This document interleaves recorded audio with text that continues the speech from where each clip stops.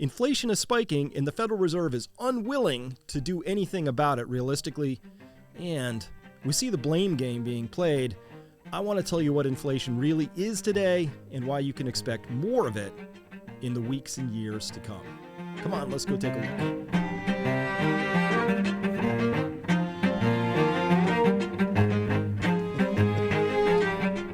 Hello, everybody. Dr. Chris Martinson here, back with you. We've got a special second episode this week. See how you like it. We're going to be talking economics and inflation and systemic things because I really think there's some huge systemic issues coming, and you need to be prepared for those. For everybody who's listening, hey, you get advance warning.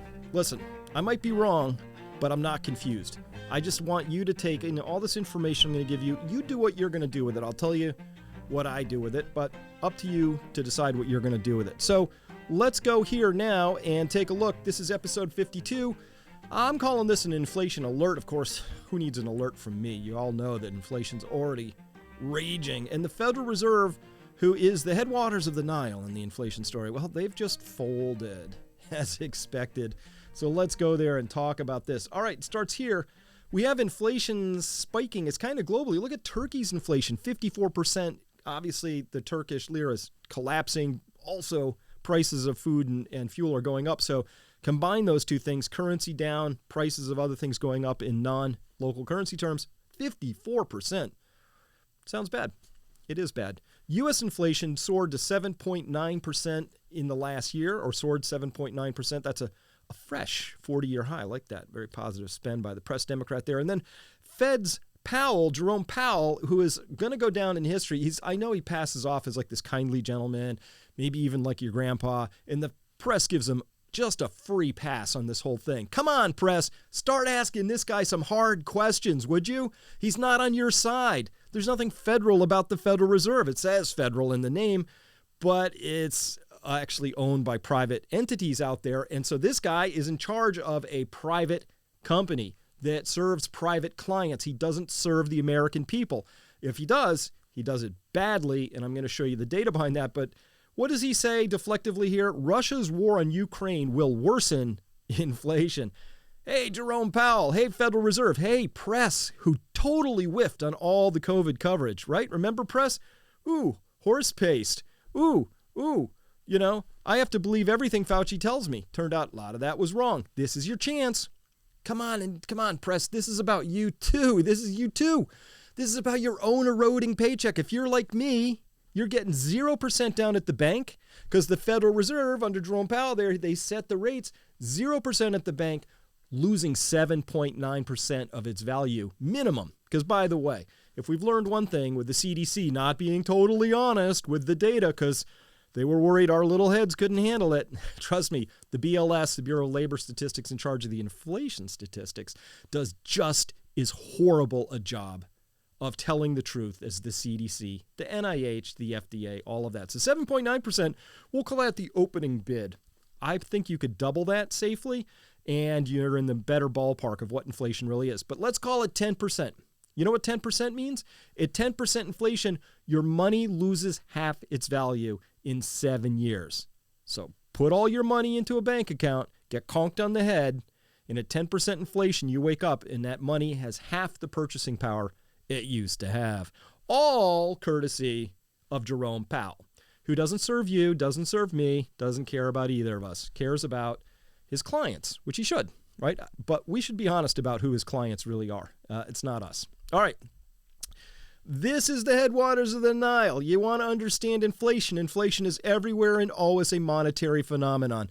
These are trillions. That's millions of millions over there on the left. Okay, see that left axis over there?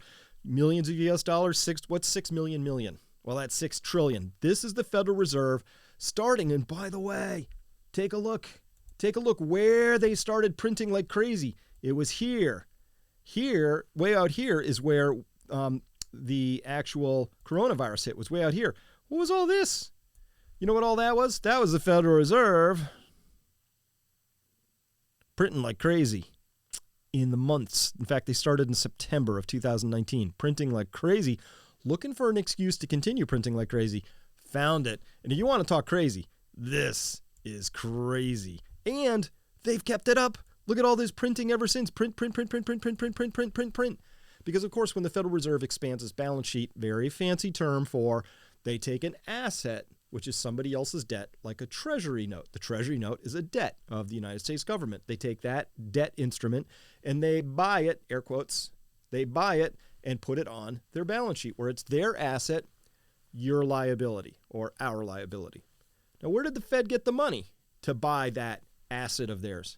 Clickety, click, click, click. They type it up and get it right out of thin air. So you would be thinking, potentially, that a private company that is entrusted with a magic printing press where they get to just clickety, click, click, click, type up and create lots and lots of money, they would get exceptionally strong oversight by the public whose interest they ostensibly serve. And the representatives of that public would be Congress and Senate. And you know what kind of hard questions they get asked over there at the Federal Reserve? None. Ever. And by the way, I know for a fact that when I do programs like this, I'm going to run into what we'll call soft censorship. Programs like this often, that when I do these, when I criticize the Federal Reserve for whatever reason, I find that I lose subscribers to this channel. By the way, if you find yourself unsubscribed from this channel, that's a part of the soft censorship that we face over here in the truth business. Or if I could dare say I'm in the truth business, I'm not. I'm actually in the BS detecting business. This is BS. I don't know what the truth is, but this is BS, right? Those of us in the BS calling business often find that we have people very helpfully unsubscribed from our channels. It happens to people all the time. People report that my programs go into advertising and then come out of advertising on a different program and they've been unsubscribed. And by the way, we're not receiving any of these advertising dollars, which is why we've had to pick up sponsors. So put it all together, along with big tech, Federal Reserve, out of control. Let's zoom in on this last little part right here. Here's what it looks like. Check this out. So this is, and boy, look at this, almost $9 trillion, $8.919 trillion. So this is the Federal Reserve's printing, and it's just throwing hundreds of billions of dollars into the markets month after month after month. It's just into the markets, right? Which ultimately go into the pockets of people like the Citadel CEO and Ben Bernanke, the ex-chairman of the Federal Reserve, and all the players on Wall Street. They feast at these thin air billions of dollars and convert them into yachts and Gulfstream 50s and big giant penthouses and things like that. That's the game. It's a big club. You ain't in it. Neither am I. So let's look at this trend line. So the only thing we can say is that the Fed's balance sheet has maybe been experiencing slower growth. Has it still been growing? Yeah, it's been going up and up and up and up, but slower growth. So that's true. And if we zoom in just a bit more and we could say, well, even this last period is slowing down a little bit more. And by the way, this is a big moment in time, and we'll see how long it lasts. I think it lasts about a month or until the markets correct a little bit more. And then the Fed gives up. The Fed is ending quantitative easing. That's what they're saying right now. And so this is what it would look like. You can see here that just in treasuries, so they buy all different kinds of things for their assets on their balance sheet. U.S. treasuries, that's one type of asset, the debt instruments of the United States government.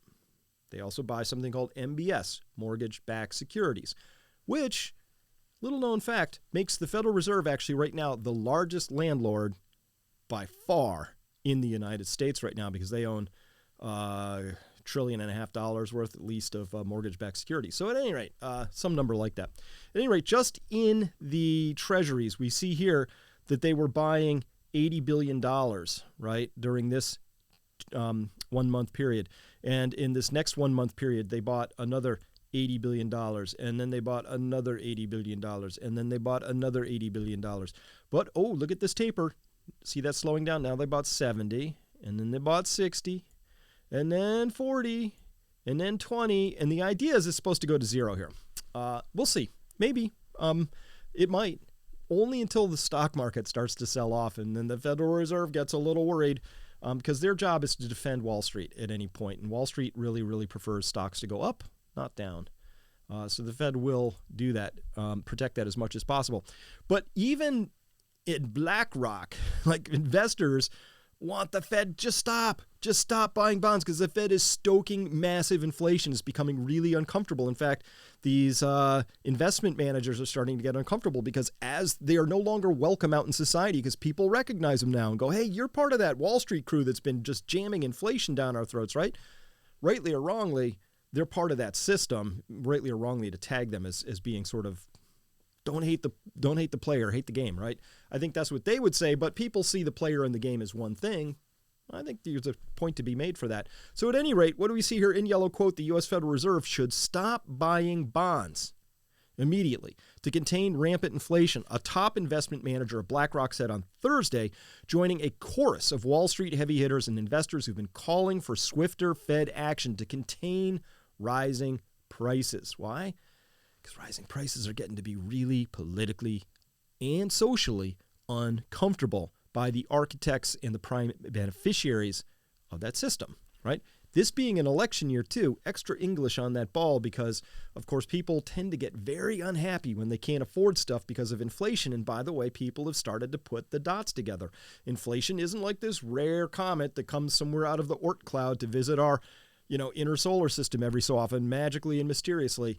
It is a matter of policy. Let me repeat that. Every bit of inflation you're experiencing is a matter of policy. It's a decision that was made by the Federal Reserve, a decision to stoke inflation, and then when they saw inflation starting, to not do anything about it. Those are decisions, not accidents, not random occurrences in nature that nobody can control or understand. Continuing, quote, in yellow, the biggest annual increase in inflation in 40 years and fueling market expectations that the Fed may increase rates more aggressively than anticipated to cool the economy. I don't think they will. I'll show you why in a second.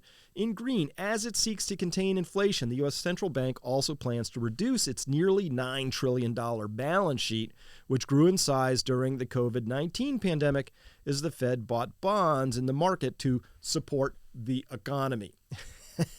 Actually, no, they supported the wealth of the billionaires. It doesn't really do a lot for the economy. In case you didn't notice, the economy to you and me might include Main Street, small businesses, medium-sized businesses, households. They didn't get supported by any of this bond buying action by the Fed. I don't know of any small restaurant that stayed in business because the Fed was busy shoveling billions, if not trillions of dollars to its Wall Street buddies. That's just a silly notion there. All right. And by the way, when you just see here, they talked about the central bank plans to reduce its nearly $9 trillion balance sheet. They're talking about this thing right here that we just looked at. This thing, this nearly $9 trillion balance sheet. Okay. All right. Where was I? Oh yeah, right here. Check this out. So after the pandemic triggered recession, the Fed was buying $120 billion in treasuries. It's planning to bring those purchases to an end here in early March. One of the ways that it does that, of course, is it has to raise interest rates. And so this is a raise of the interest rates here.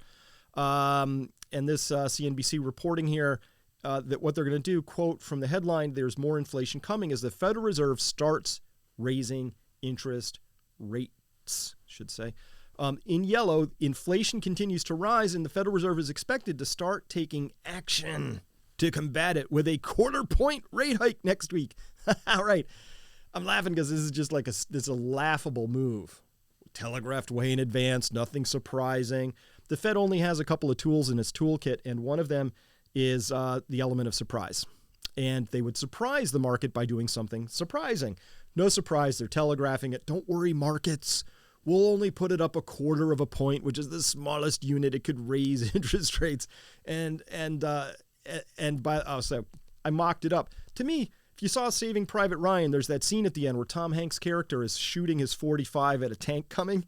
This is how I mocked it up here. So inflation is that tank. Jerome Powell's hanging there with his shaky hands, and he's going to shoot a 25 basis point. That's 1/4 point interest rate hike at this thing coming at him. It's too little, too late. It's laughably small. So that's why I'm putting this as an inflation alert. The Federal Reserve is not that they're incapable, because they do have the tools. They could do things. They could raise interest rates a surprise, 100 basis points, 150, really shock the markets. They could withdraw trillions of dollars from the market right away. They're not going to do that. So the Fed isn't incapable. They're just unwilling.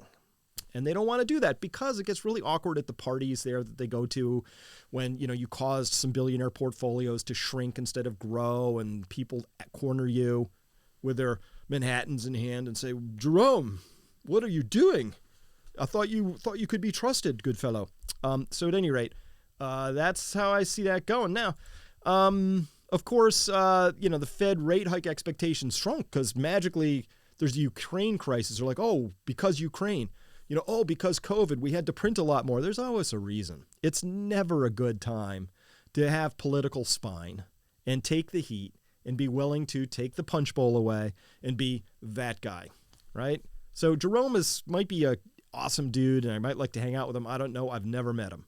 But I can tell you, as a leader, he has zero spine. None. He has no capability of going up against all the entrenched interests out there. So give him a weasel out. He'll weasel out every single time. So the Fed rate hike expectations they're shrinking. So investors ditched any expectations of that half-point rate rise in March. A hike that size is still on the table, Powell says. Still on the table for this year. Yeah. Thanks, dude. Oh, that's so tough of you. So again, this whole idea that Powell's saying that it's Russia's war on Ukraine that worsened inflation, well, that's a liar, liar, pants on fire moment because inflation has been rising for all year. And as far as I can tell, the Ukraine invasion was a few weeks ago is when it started. This is the headwaters of the Nile right here. So now this is where inflation comes from, too much money printing, always. This is money printing. M2 is a broad version of money out there. Money is all kinds of different things, like the money in your checking accounts, in your savings account, corporate treasury accounts, things like that. It's money in the system. It's in the banking system.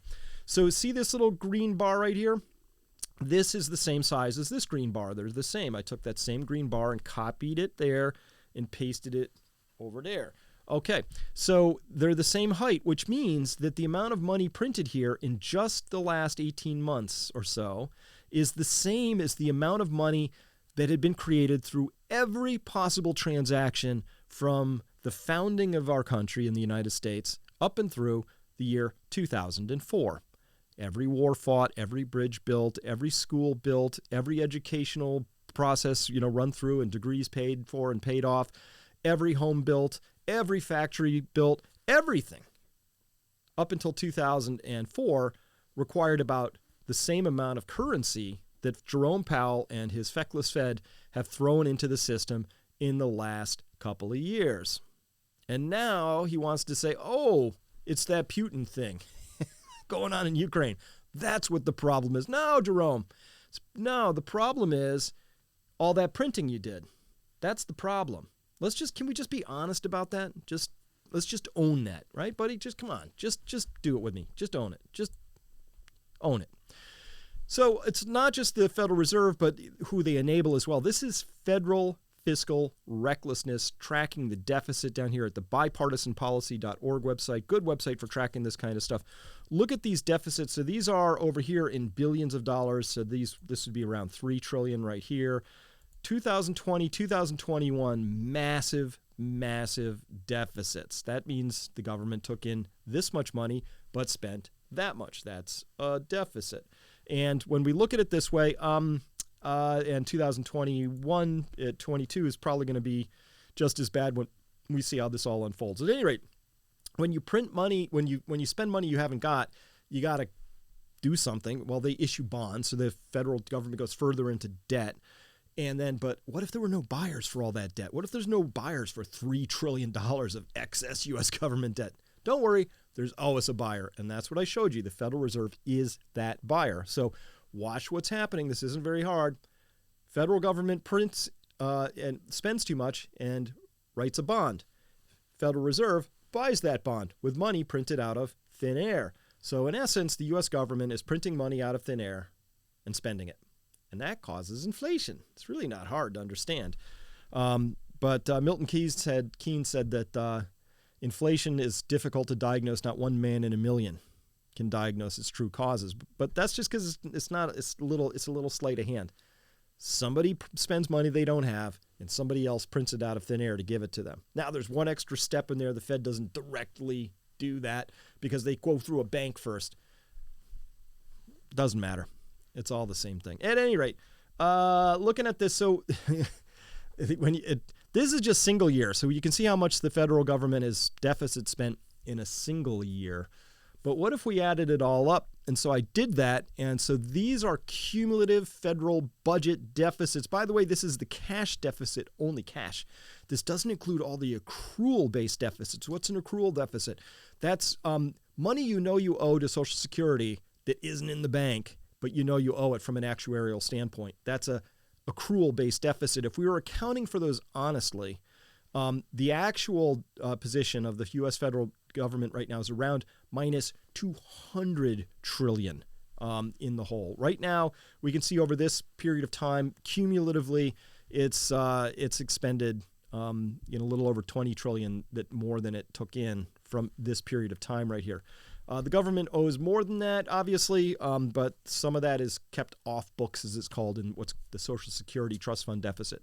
But this is just the cash deficit, and this is clearly unsustainable. It's getting steeper and steeper with every passing year, right? You can see that. It's like, whoo, down it goes, right? So that right there is a problem. It's unsustainable. But that's what's going on right now. You can feel the desire to sustain the unsustainable. Nobody wants to talk about it. Everyone wants to kick the can down the road a little further. Every election cycle, maybe somebody gets up and says, oh, this is terrible.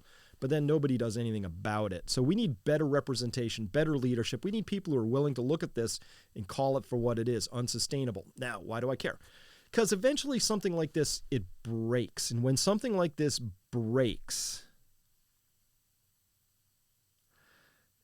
that's when your currency gets kind of ruined in the system, right? And so there are other reasons I'm going to be talking about in part 2 of this, which is over at my website, Peak Prosperity. I think we're facing the possibility in the near future. Is that next Tuesday at 8:30, or is it in 10 years from now? But somewhere in there, can't get the timing right, but I can tell you the trend. The trend says that the United States is risking its currency system with bad leadership, toxic combination, bad leadership, weak leadership, talking to you, Jerome, and a failure to understand the importance of the petrodollar and pissing off all the countries out there who are important to keeping the petrodollar hegemony all intact. We'll talk about more of that in part 2. So at any rate, the Fed says that it has a 2% target. It has two things. It has a full employment mandate and a price stability mandate. Those are its mandates. Actually, it can't control full employment, but it can control prices to a degree, and it's failing on that. Now, the Fed says it has a 2% inflation target, 7.9%, way higher than 2%. Thanks for noticing. This is by John Kemp. By the way, I love John Kemp's work, and particularly what he does in energy, but he does a great job here looking at U.S. consumer prices. And again, this is using the BLS's own statistics, which I think are fraudulently too low, but let's take them at face value for now.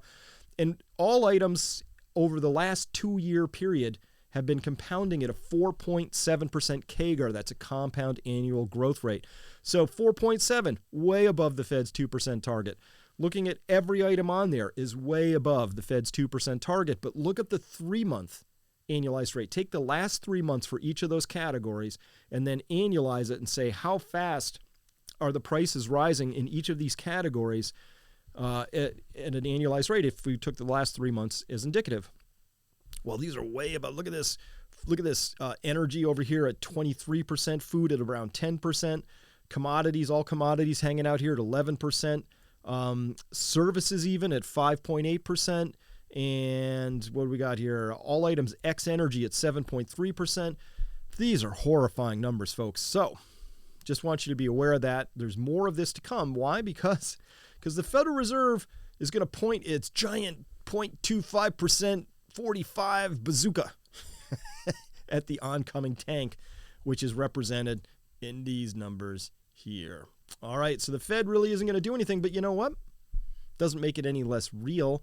So we now know that thanks to inflation, 64%, let's call that 2/3 of Americans now live paycheck to paycheck. That rises to 70% when we just look at millennials. Why? Because millennials are younger, older people tend to have more savings and higher paychecks and things like that. So 70% of all millennials are now living paycheck to paycheck. I want everybody listening, millennial or boomer or wherever you fall, I don't care.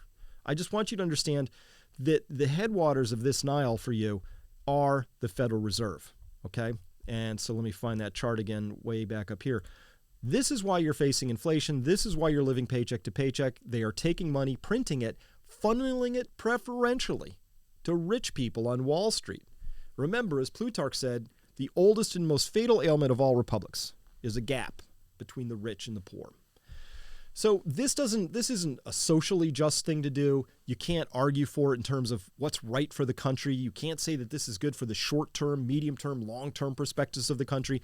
The only thing that this kind of printing is good for is for a very tiny elite to run a system and rig it in their favor. That's the system. I'm just here to point out the system, connect a few dots, hopefully help you see it for what it is. All right. Why? So you can get prepared a little bit, hopefully, and insulate yourself. This was during Jerome Powell's confirmation hearings because he was nominated by Biden to serve a second term as chairman of the Federal Reserve. And during those hearings, he said high inflation is imposing a burden on American families. He acknowledged that. He said, quote, "We know that high inflation exacts a toll, particularly for those less able to meet the higher costs of essentials like food, housing, and transportation." So, of course, they know that. They just don't care. That's what's going on here. Jerome Powell knows. He knows, as a dude worth $100 million knows anything about what it's like to live paycheck to paycheck. He knows nothing about it. By the way, little known fact, for a whole period of my life, I was a rock climbing bum. I lived in a little VW van with Steve. Hey, Steve, if you're watching this, remember, $5 a week was kind of what we lived on. Dumpster diving. Not unknown to me. So I have a little bit of sympathy here. I understand, and remember what that was like. I don't know that Jerome ever was there, but the hubris, this is just insulting, isn't it? Oh, we know that high inflation exacts a toll. It's like Jeffrey Dahmer saying, yeah, I know that, this wasn't maybe as good an experience for my victim as me. I don't care if you know. I care what you do about it. So this was during his confirmation hearings, right? And what did he do right after his confirmation hearings? Well, he kept printing and printing and printing and printing and printing and printing. Yeah, I know this is going to be hard on people, but sometimes those are the prices we have to pay, or something like that.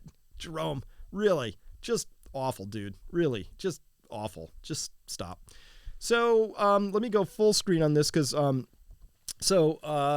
this is University of Michigan inflation expectations. Two numbers here. One, red is the one-year expectation. This is across a lot of sampled people. How high do you think inflation is going to be a year from now? And the average across that survey was 5.4%. Obviously, it's higher than that now, so people on average are expecting it to moderate over the next year. And a year from now, we're going to be facing 5.4% inflation. Now, why is that important? Because that's an expectation. Obviously, nobody knows what the future is going to hold. But when people start to believe that inflation is going to be high next year, people behave and do things differently. Like I'm doing things differently. You too. Maybe you're pre-ordering things. Maybe you're thinking, I'll buy this thing now defensively because it might be higher in the future. Those are the sorts of decisions that you make when you expect inflation to be higher next year. So we haven't seen a reading like this since the 1980s, early in the 1980s. So this is a really serious departure in the one-year expectations. And notice here that the 5 to 10-year inflation expectations are still at 3%. That's still pretty high. And so if you're expecting inflation to be 3%, why would you keep your money in the bank? And now a quick word from the sponsor of the show, American Hartford Gold. Hey, as I've been talking about, the latest inflation numbers, they're out and they're the worst the United States has seen in over 40 years. Price of gasoline, housing, food, hey, they're all up, way up. So how do you protect your wealth, your savings, and your retirement accounts? I'll tell you what I do. Can't give financial advice, but this is what I do. I convert my US dollars into physical gold and silver. Today's sponsor is American Hartford Gold, and they can show you how to hedge your hard-earned savings against inflation by helping you diversify a portion of your portfolio into physical gold and silver. Now, all it takes to get started is a short phone call, and they'll have physical gold and silver delivered right to your door or inside your IRA or 401k. And they make it easy.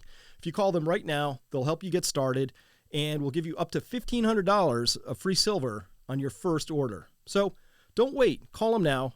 Our money, your money. Hey, it's losing value with every passing hour.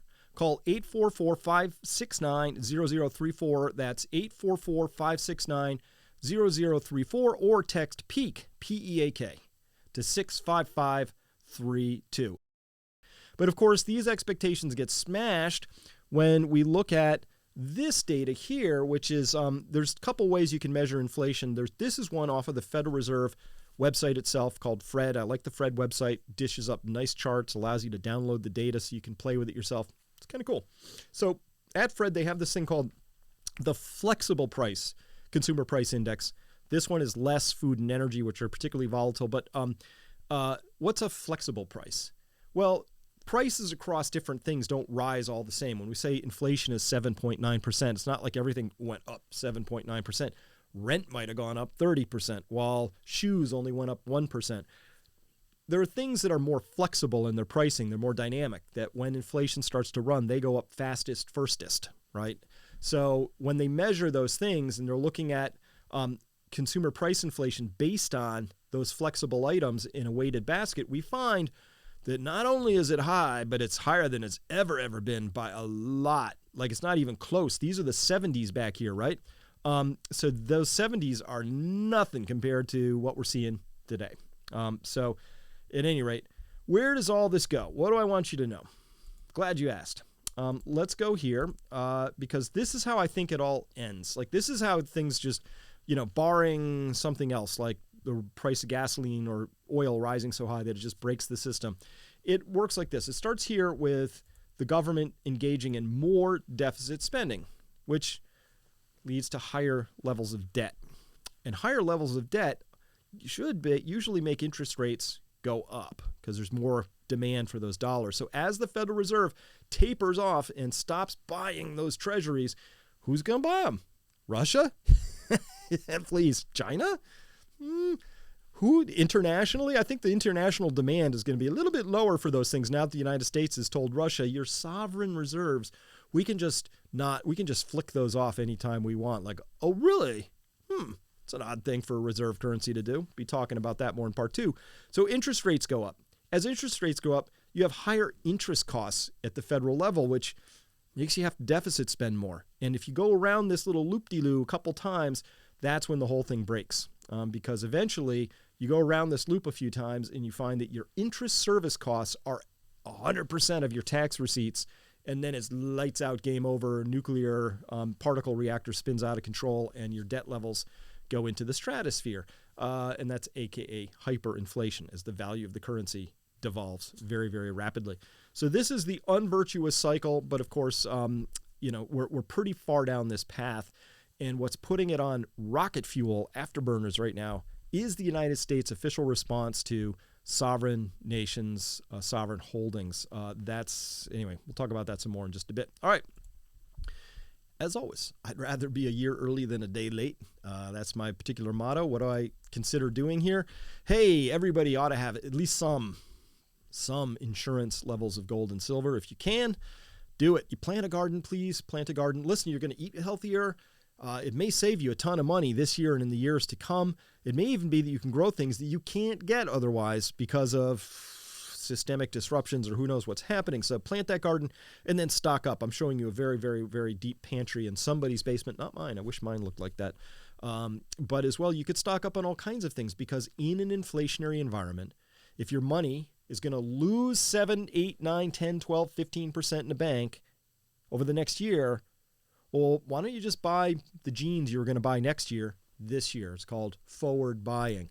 You do that with food, you do that with consumables, you do that with household things, whatever you can do. You want to pull those purchases in now while they're still on sale, but more importantly, while they're still available. High inflationary out periods are always correlated with low, crappy supplies of things. Shelves go bare. Whole sets of reasons for that. As well, it's not just about the stuff you have, but we talk about at Peak Prosperity, and this is the book Prosper, which covers these 8 forms of capital. Really important. When I say deep pantry and things like that, I'm talking about material capital, which is that bubble right down there, or living capital right next to it, going counterclockwise, which is the garden I was just talking about, or the health of your body. But as well, having financial capital, obviously important. But knowledge, your skills, really, really important. Your emotional capital, perhaps the most important of all. Social capital, ridiculously important. Cultural capital and time capital, rounding this out. those are the 8 forms of capital that if you're rich in those, each of those, you will be resilient and you will have a much, much better chance of being happy, healthy, wealthy, and not stressed compared to somebody who's poor in any one or all of those. So that's the kind of stuff we talk about resilience at Peak Prosperity. So you might want to come on by, check out peakprosperity.com. This is front page this morning. We're talking about starting gardens and all sorts of different things. Great community of people here. So come on by, check that out if you want. And if you're interested, this is part 2, which we're going to be covering right after this over at Peak Prosperity. The propaganda, it's not so much the, it's the, how did that phrase go? It ain't what you know that'll hurt you. It's what you don't know that you think you know for sure. Something like that. Propaganda, or the narratives we tell ourselves when we have the wrong narrative in play, they're very harmful. So for a long time, we had the narrative out there that remdesivir was standard of care. Everybody agreed. You just give it to people. We now know that that was really the wrong decision. But how did that narrative get so deeply entrenched that hospital administrators and doctors and staff at every hospital in the United States suddenly knew that that was what you did without the data actually supporting that? So right now, I'm telling you, we have these narratives running that are astonishing. One of them is United States exceptionalism. We'll always be the top dog. We tell people what to do, and then they do it, right? That's a crazy story because obviously humans have willpower and different countries have different ideas about things. Or the idea that the United States dollar will always be the world's reserve currency. King dollar. Nothing going to happen about that. The world will always accept dollars, which we print out of thin air, and give us awesome, tasty stuff in return, like oil and titanium and whatever, right? So this whole idea that the United States sits at a moment of history when it can do no wrong and everybody has to just follow its lead is not a strong narrative. So that's why I talk about resilience, and I think it's really important that you be resilient. And over at Peak Prosperity, we're gathering a tribe of people together because as we call, there's a story over there that we talk about ourselves as the remnant, and we can go into that in more detail later. But we have a special role in this story. We're the people who are capable of hearing this, seeing what's coming, understanding what it is, not being attached to a certain narrative like, oh, I couldn't think that, Chris, because then I would have to think ill of my party, right? Oh, that's a dangerous thought right there, that, you outsource your thinking and your sense of direction to allegiance to a tribe or a team that doesn't have your best interest at heart. That's crazy time.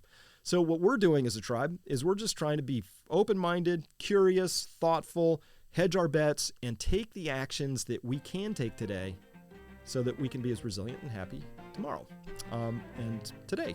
So that's what we do. Hey, come on by Peak Prosperity. Love to see you there. Have a great weekend, but please take action as soon as you can. All right, everybody. Thanks for listening. See you next time.